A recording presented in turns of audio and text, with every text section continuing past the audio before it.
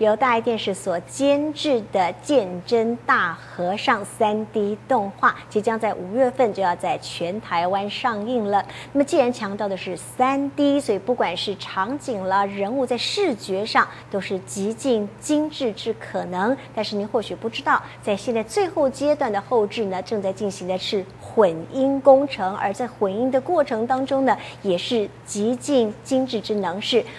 一个声音、一个动作跟唇形的开合全部要步调一致。看来这次东渡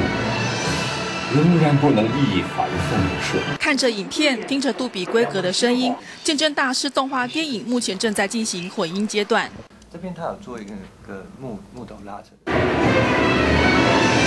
以帮我提高那个对吧？对。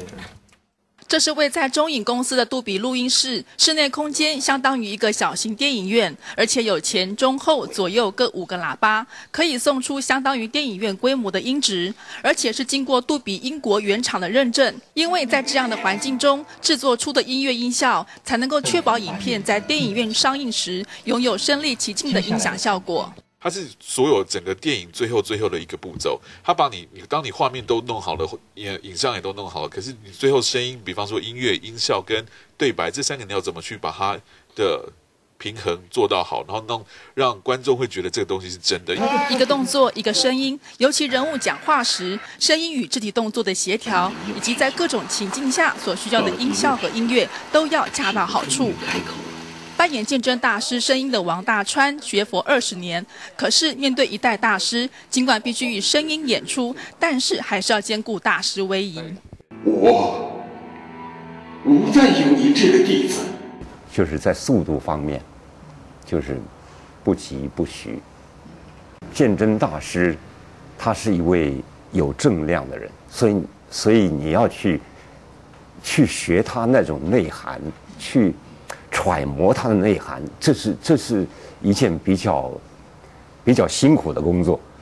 电影中人物旁白的配音工作早在3年前完成，直到2010年初，由于脚本修改，于是再进一次录音室配音。在这段过程中，王大川对鉴真大师敬仰不已。这一生跟鉴真大师结了一个很好的缘，希望累生累世